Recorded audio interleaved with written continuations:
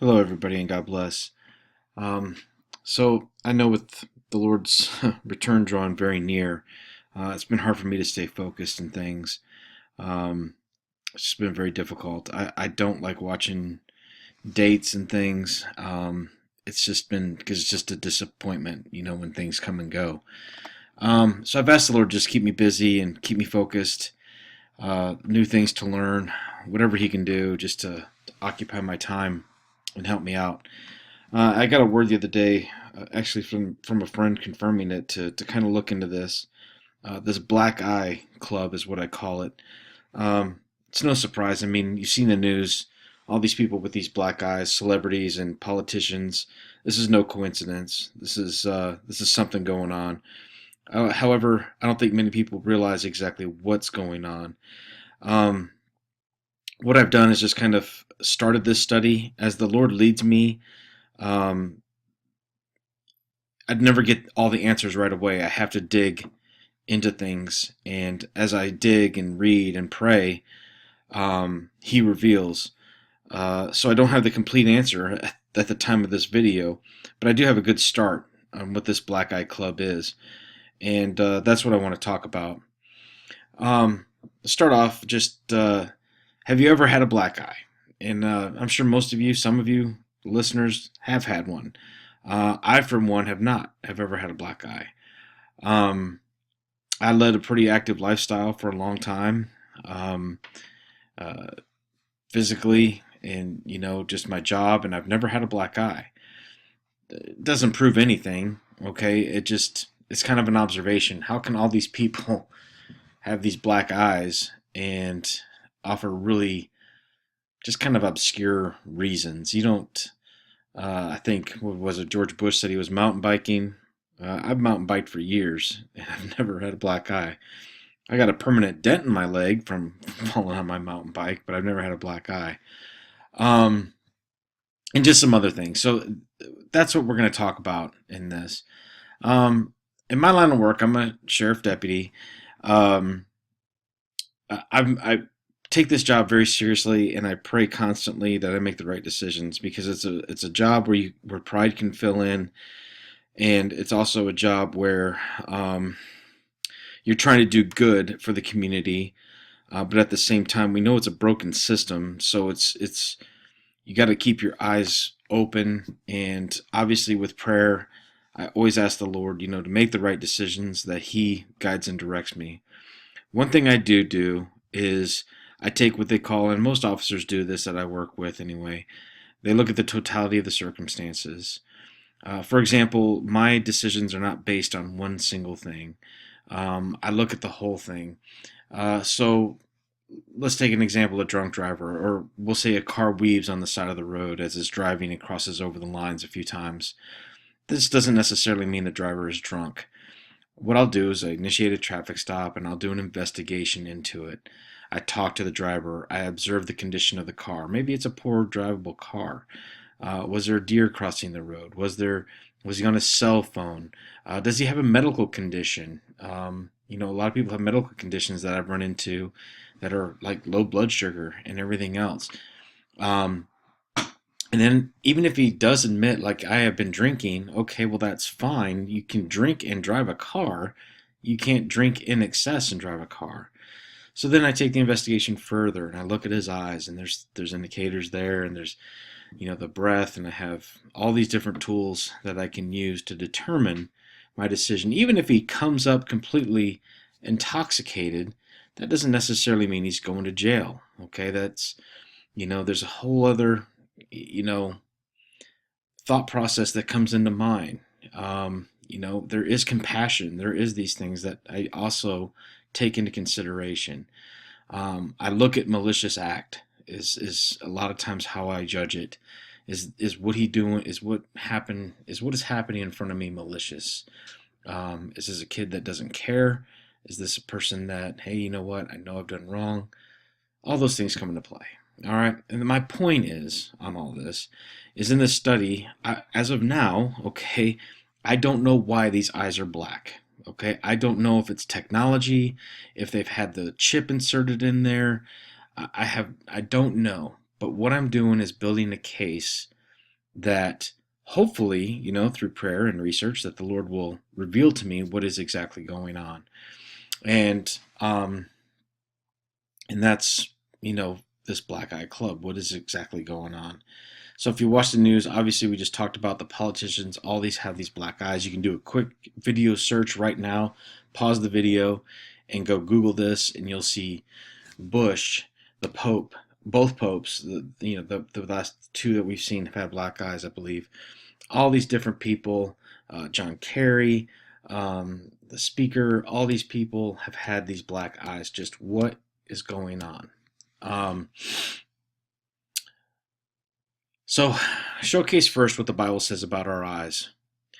All right, the Bible is, not only has it been scripted in the past and pertains to now, but it's also confirmed in both on earth and in the heavens in a lot of ways, or a lot of things are. I'm going to show you how this black eye, or this darkened eye, is confirmed both in the heavens and also on earth. And that's the first step to kind of lay the foundation here of just what in the world is going on. Okay, what I did in this document is everything that's in red and italics is a Bible verse. Okay, I didn't put all the Bible verses in here. I've done several studies on the mark of the beast. Some of these are going to be seen for the second or third time even. So what I'm telling you essentially is copy, paste these phrases, or type them out in yourself in a Google search, and you can see where this is actually written in the Bible and how it's exactly written in the Bible. All right. So I didn't put all the verses in here as I should maybe, but I think this just gives you some insight. Most of us by now, at least I think in my audience, has a good understanding of some of these scriptures. But if you don't, at the same time, you can check them out for yourself by just typing in those keywords, and they should pop up. Jesus is at the right hand of God, and Satan is at the left hand of God. Satan is not omnipresent, but somehow he can have a representation at the throne of God. We know this by a couple things. Number one, he petitions God about Job, and he asks to test Job. God is talking to Satan about how wonderful Job is and what a servant he is. Satan says, well, let me take some things from him and see if he still worships you, see if he still will claim you. And that's where Satan goes with some of the sons of the God and petitions God to test Job, and God allows this to happen. Satan is also before God, accusing us day and night. So if Satan is not omnipresent, how are these things happening? And when we look at the throne of God, we get a clue of this habitation, and this is in Psalm 97. Clouds and darkness are around him. This is talking about God himself. Righteousness and judgment are the habitation of his throne. A fire goes before him and burns up his enemies round about. So what this is saying is, around God's throne is righteousness, which is Christ, and judgment, which are the habitation of his throne. So these things are before him all the time. This darkness, this gross darkness, is a form of Satan, or some sort of ability he has. I don't know how that works, but this is before this. You also see this in Psalms 18. All right, and we'll get to that here in a little bit. With that in mind, we can deduce that our right eye is the good eye. No, this has nothing to do with you physically, all right? This is a spiritual condition. For me personally, and this is just, maybe God made this happen in my life so it would key in. I don't know. I'm right-handed. I write right-handed. I do everything with my right hand, scratch my head, whatever. It's all my right hand. But I shoot with my left hand because my right eye will not close, or my left eye will not close for me to look down the sights easily on the right side. Okay? If you don't shoot, don't worry. All I'm saying is I'm right-handed, but I shoot left-handed, which is not necessarily a good thing, correct? But that's how my body is made up. I cannot close my left eye very easily to shoot right-handed, so I can close my right eye very easily to shoot left-handed. All right? Satan, who has no good in him at all, has his right eye utterly darkened. Okay? So, his right eye being the good eye, he no longer has any conception of good. He no longer sees good, wants good, or takes any good in. All right, there's no good in him at all. All right, and this is what we're getting into is how this happens and how this works. Okay, so in Matthew 6:21 it says the light of the body is the eye. All right, now stop right there for a second. So we all know that we hear this saying about the window to the soul is our eye. It's the window. It allows the light in, or it allows the darkness in. Just as um, uh, we see the light because the light comes in through our body, through our eye, through the good eye. And this is what I'm saying. It's the light of the body, which is the window. Just like your home is your dwelling place, we're the dwelling place for God. So the light comes in through our window, which is the eye. Okay, that's what I'm saying. So therefore, every thine eye be single, thy whole body shall be full of light. What it's saying here is that the bad eye, the darkened eye, or the eye that's no good spiritually, okay, is be single. So then you'll just be full of light. So if you close off that eye and take nothing in, that's why, looking at a woman, lusting, coveting, all those things are always with sight first. When David had his affair with Bathsheba, he saw her first. Okay, so if we close off that eye and it be single, okay, then the whole shall be full of light. The whole body, the whole house of God, the whole you will be full of light. If your eye be evil, the whole body shall be filled with darkness. So on the same suit, all right, as you take in these things and close off the window for the light, and now you have a temple which is full of darkness. Okay, essentially is what I'm saying. So here's the verse I was talking about here a second ago. The idle shepherd. Okay, the idle shepherd lead the flock.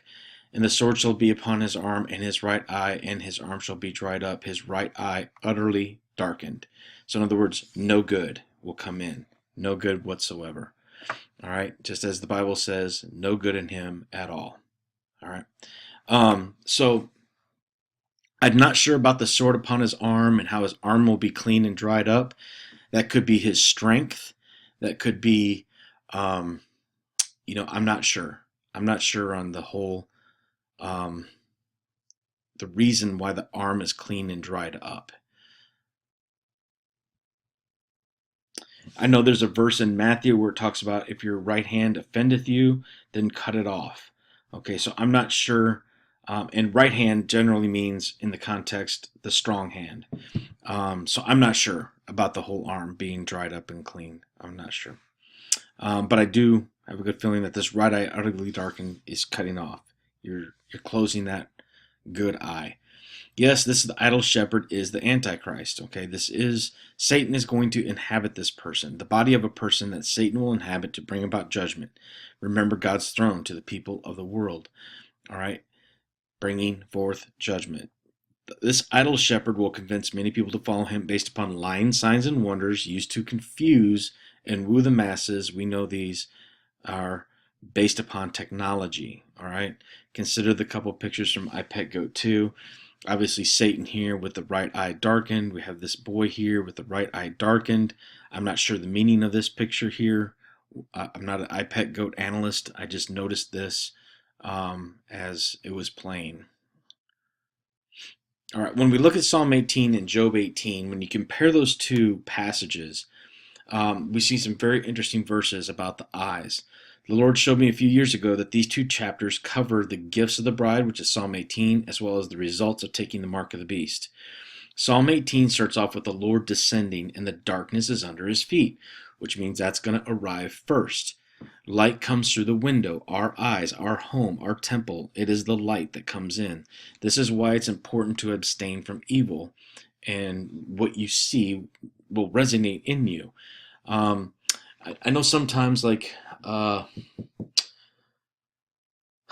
since I've been born again, if I see something that's gonna become a sin or could have the potential, I have to immediately look away, do something else, get my mind off it. Sometimes that image can burn back into you, and you're like, "Oh my gosh, let me get this out of my mind." And I ask the Lord to change my thought process, and He will put you on something else and is quick to take you out of that situation if you ask him.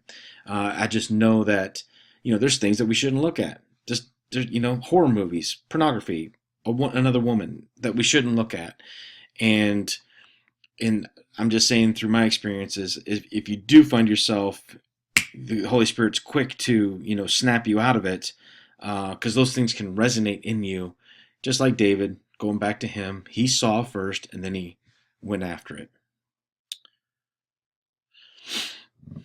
So after 40 days of judgment, Noah opened the window of the ark. So this is going to have something, I think, to do with the 3 days of darkness as well. Just as I know these prophetic words have come out about the 3 days of darkness, about closing off the windows, shutting the doors, not letting anything in. And that's going to be the evil that's going on outside. That's why when she turned around, I can't remember her name for the life of me right now, but when she turned around at Sodom and Gomorrah, she turned into salt because she turned around and saw, all right, the judgment taking place, all right? And the judgment is what? Satan. It's the darkness around the throne that's coming down. Rahab,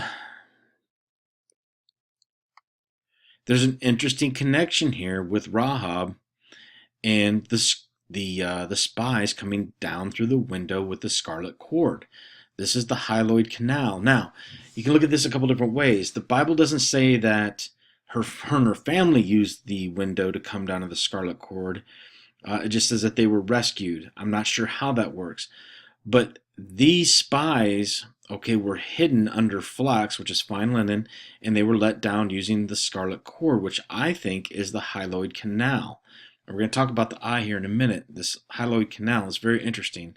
And they came out and escaped the people looking for them, all right, using this scarlet cord.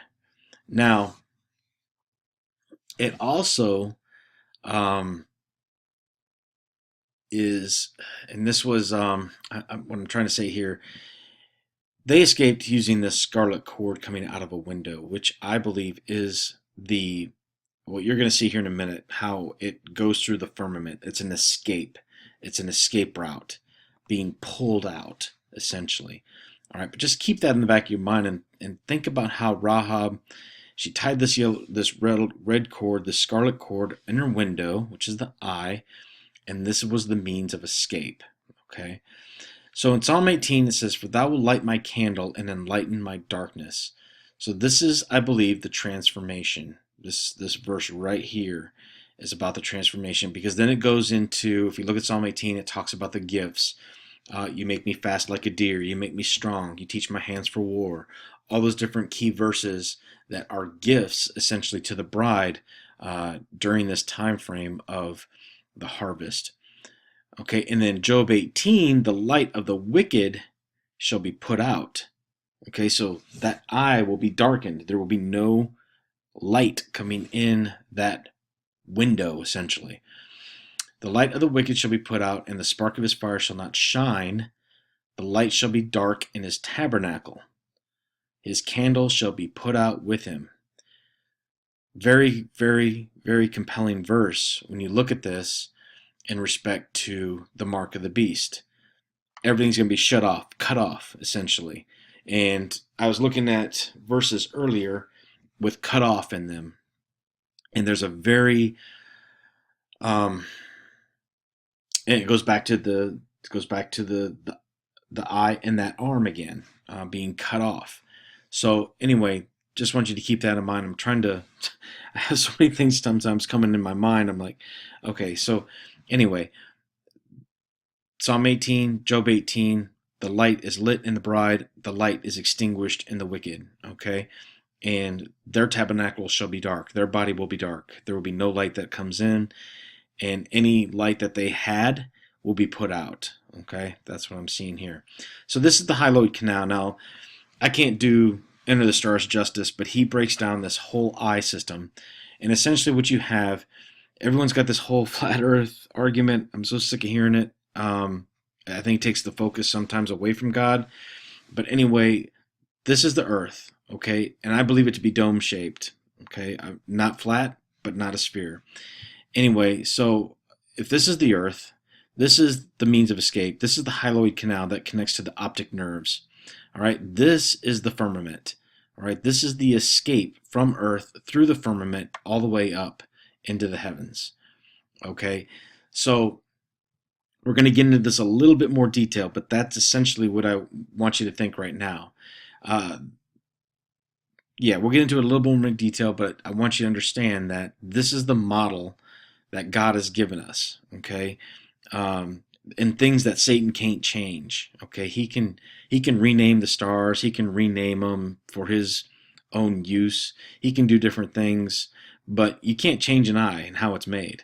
So God in His creation shows a lot of truth sometimes, and this is, I believe, one example. And this is, again, if you go back to the Mockingjay and she shoots the arrow straight up and it shatters the dome that she's trapped in.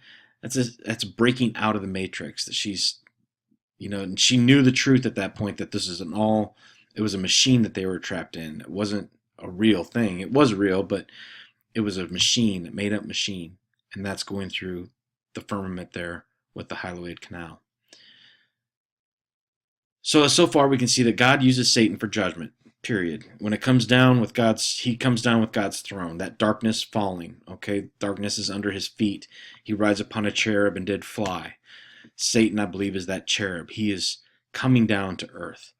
He will shoot forth his arrows and scatter them. All right.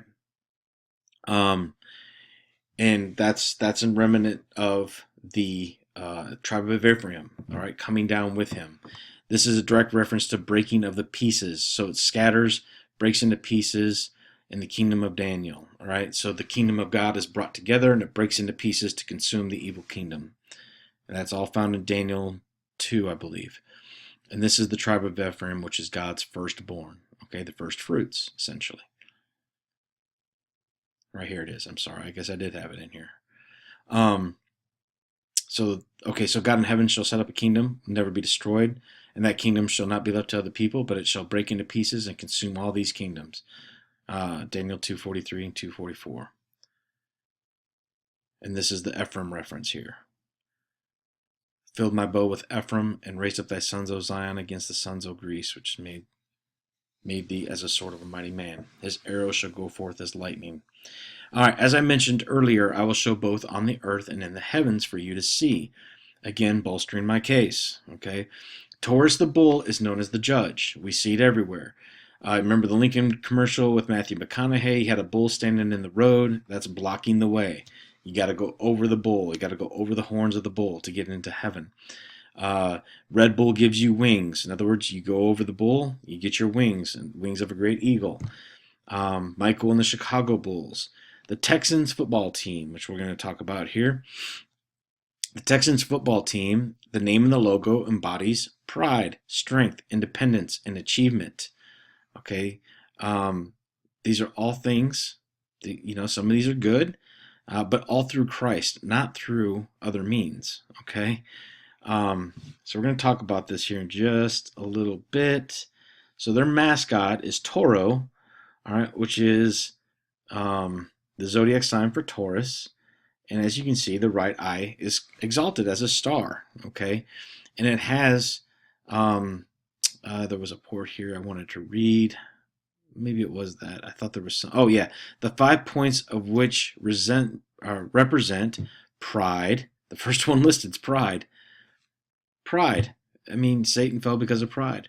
Courage, okay? Strength, tradition, and independence. Independence, we're all dependent on God. Okay, independence is a type of rebellion.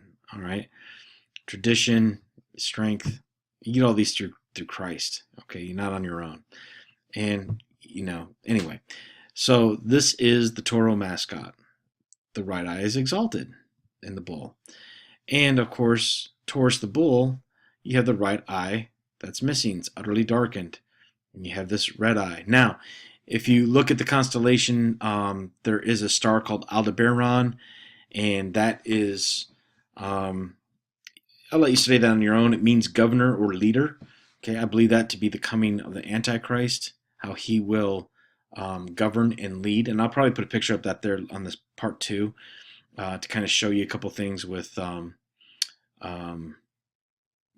it or not, Osama bin Laden and how he was shot in the eye.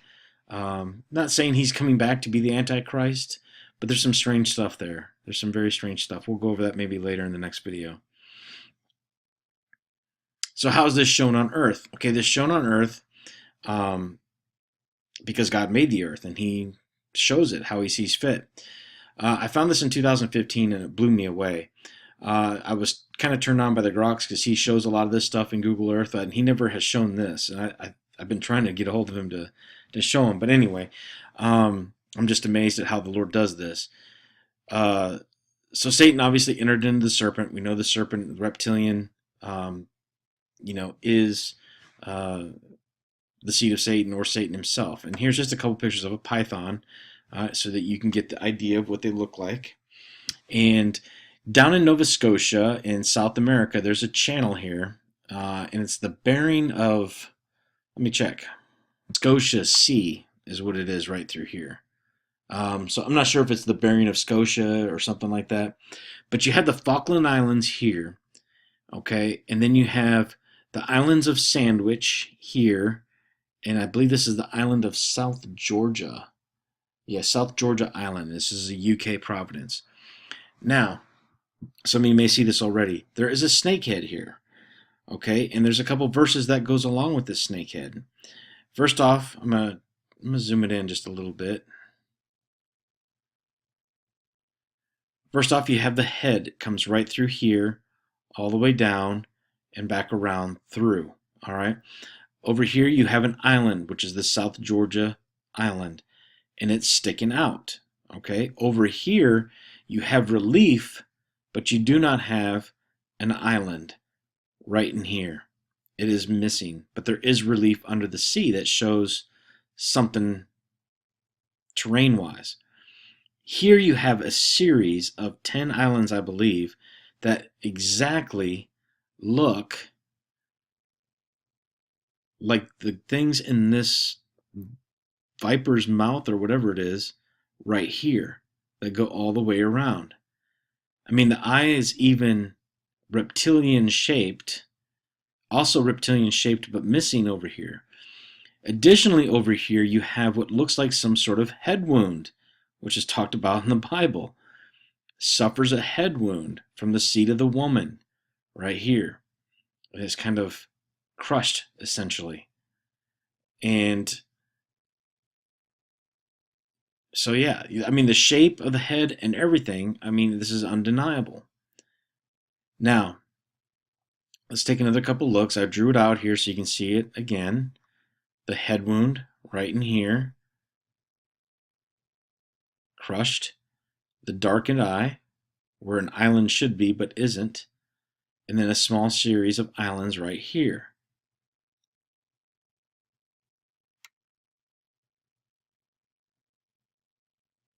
And I impose the head on here. It doesn't really turn out too well, but I think you get the idea. So, interesting enough, these islands are the Sandwich Islands.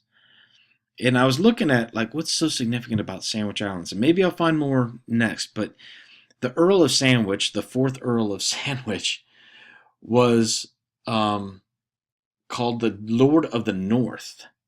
And if you look at the Bible, nothing good comes from the north, just so you're aware of that. It's also where the tribe of Dan resided in the temple. All right, let me just pull that up for you real quick.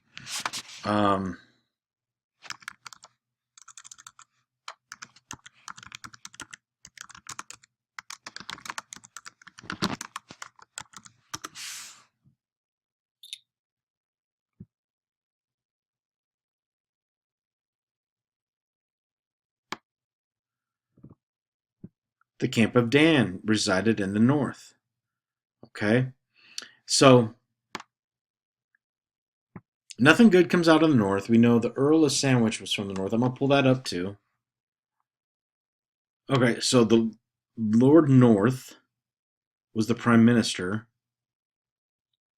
right here for the Earl of the Sandwich. Now, I don't know what all this means, but I just found it really weird just looking at this.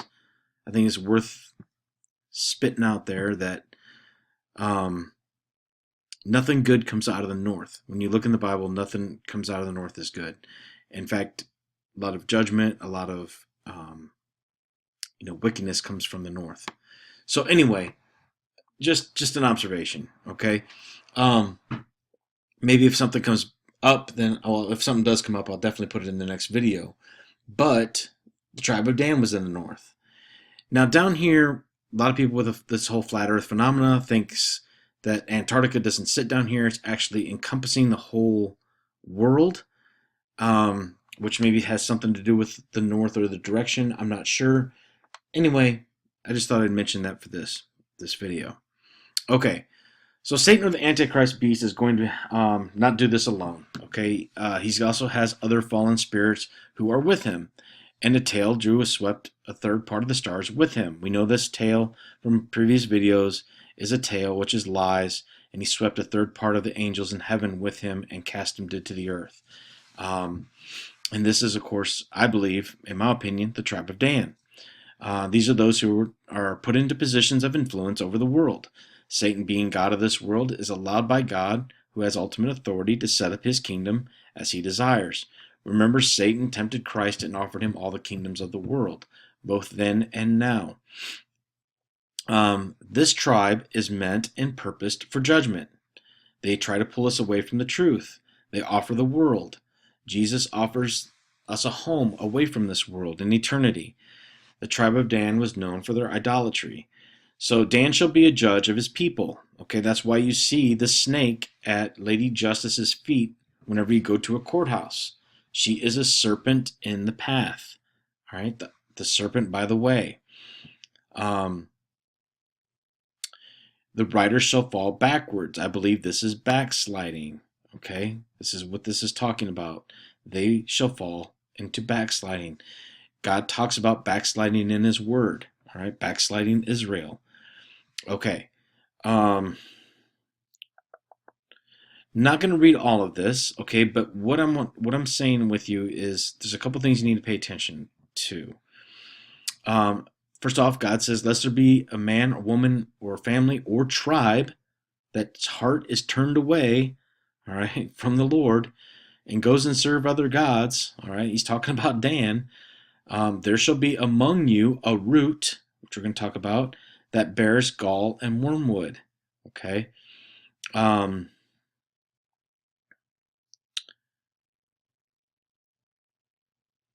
The Lord shall also blot his name out from under heaven. Okay, and the Lord shall separate him unto evil out of all the tribes of Israel, according to the curses of the covenant which are written in the book of the law. This root is key, all right? We'll talk about that here in just a minute.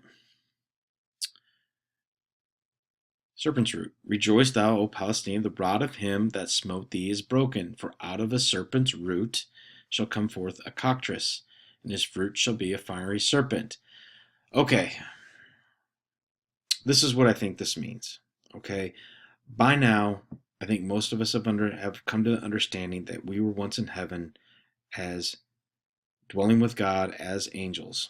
Okay, now Jesus says his reward. Now, right here, this word fruit. Fruit means reward. It's the result of your labor, the result of your work. This goes all the way back to the Garden of Eden, eating the fruit, partaking of the fruit, wanting the fruit, desired the fruit. The reward, her labor was not supposed to happen, okay, with that enemy, okay? That was the fruit of the reward. Jesus says, my reward is with me, okay? What is the reward? It's the glorification. It's the becoming of who we once were. It's restoration. It's coming back. So their fruit, okay, this tribe's fruit will be a fiery serpent. Okay, everything is going back the way it was in a restoration process. However, it's a birthing process that it has to go through. For us, it is the daily sacrifice. It's living in obedience and in faith. For them, it is technology, the shortcut to eternity, which isn't really an eternity at all. They will have an enemy that dwells inside them, an entity that dwells inside them when they take this mark of the beast. It will become a full-fledged combination. In the flesh, they will have a spirit that is this dwelling in them. I hope I'm explaining this right. When you look at cockatrice, it's adder, it's a viper. It is it